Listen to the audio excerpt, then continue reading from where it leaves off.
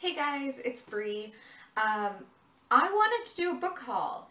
So it's been a while since I last did one, and I just kind of picked up some fun stuff in the last couple of weeks. I decided that I wanted to read the Philip K. Dick Award winners as well as the Clark Award winners because, let's face it, the Hugos was a bit of a letdown. So I have quite a few books on my list in front of me. I have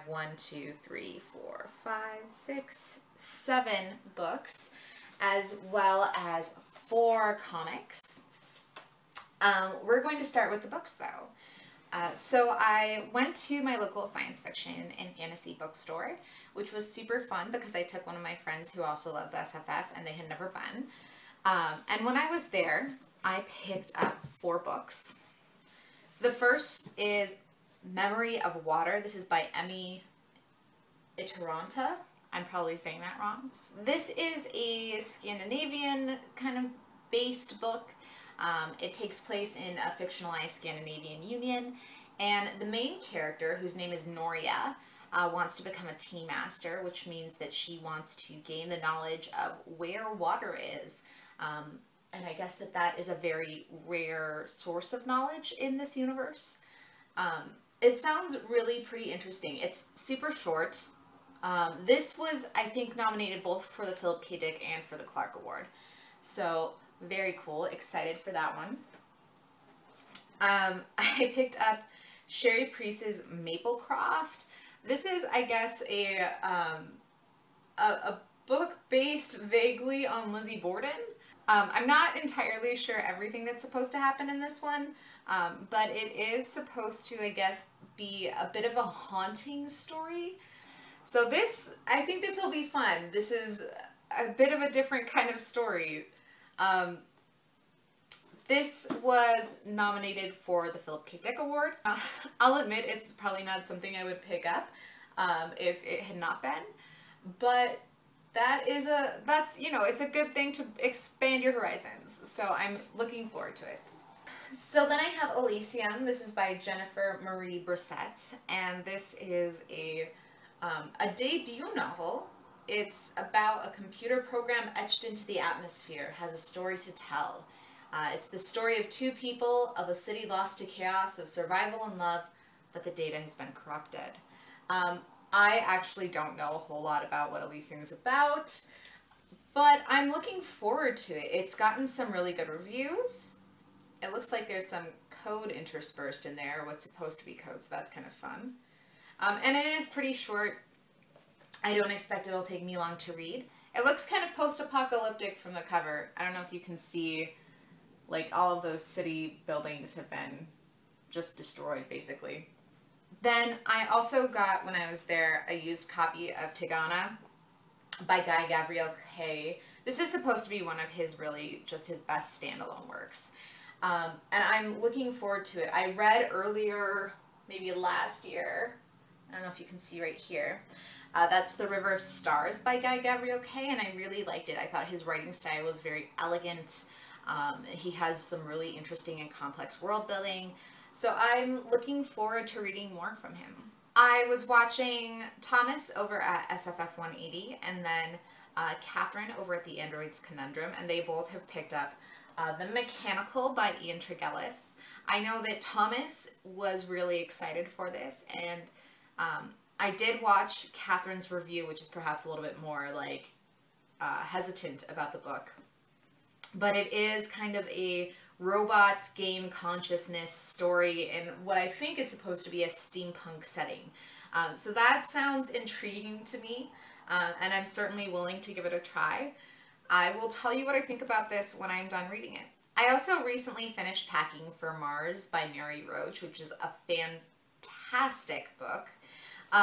But it got me on a real, like, NASA astronauts kick. So I picked up Rocket Boys by Homer H. Hickman Jr.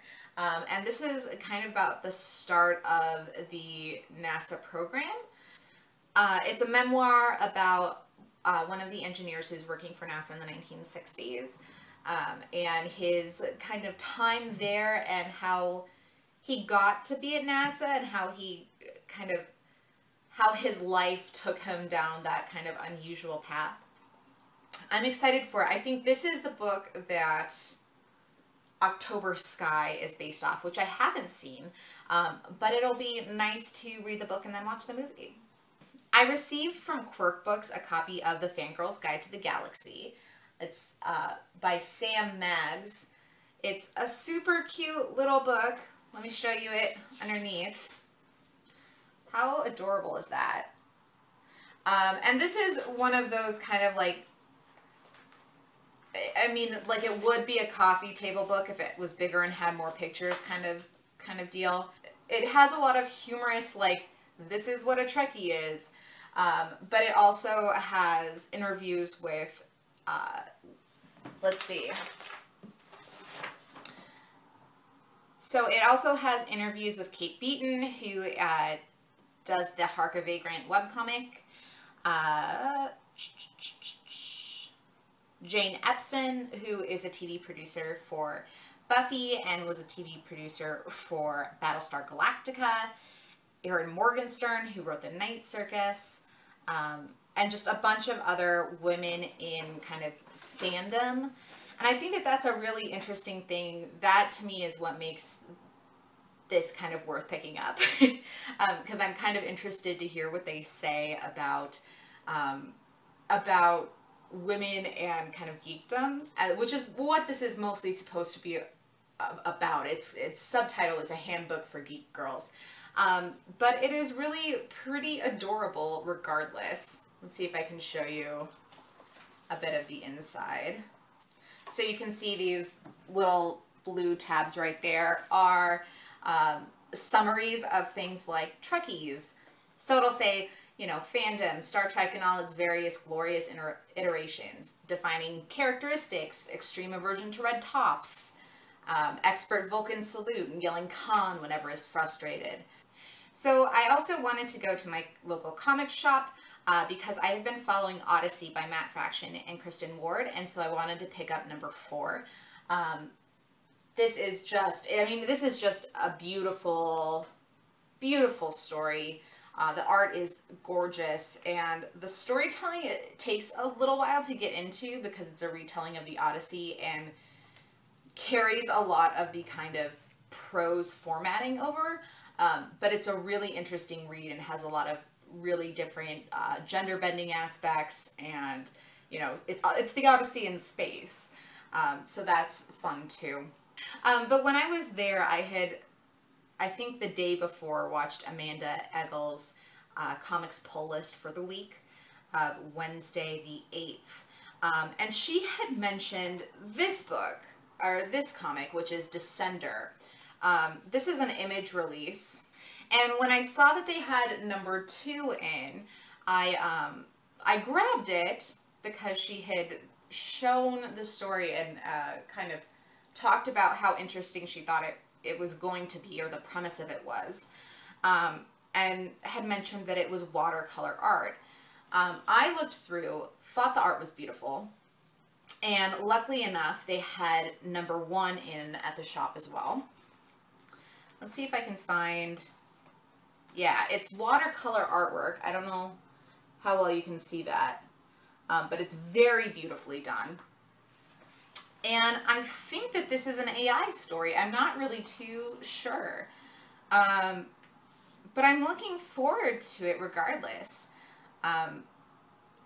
Yeah, I mean, it looks like it's about a little boy who's also a robot, and I don't know. I mean, that's a little bit AI with it reminds me a little bit of AI with that boy who was in The Sixth Sense. I know that is not what this is about, but it brings that to mind for me.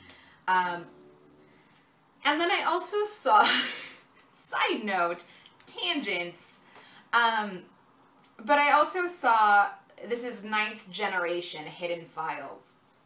I have absolutely no clue what this is.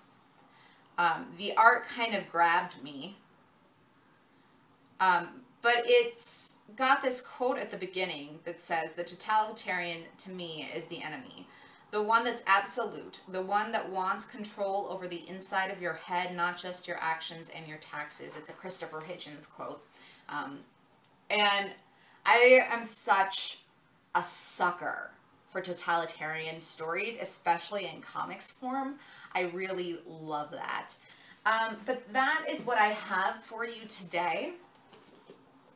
Let's do the obligatory hold things up, because that's what we do. Woo. So let me know if you've read any of these books or if they're on your TBR list.